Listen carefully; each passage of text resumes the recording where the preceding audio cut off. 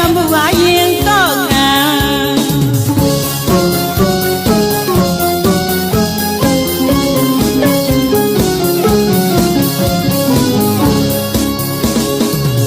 ပြောင်းပြောင်းရွှင်ညူသဘာဝဟန်ဖြစ်နေသူတရံရှုံရှုံနိုင်နိုင်အရာအလုံးမမြဲတာတတိအမြဲကိုင်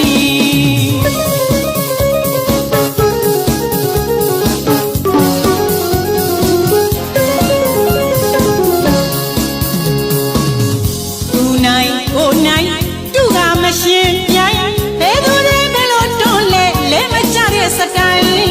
အတူယူပါလိ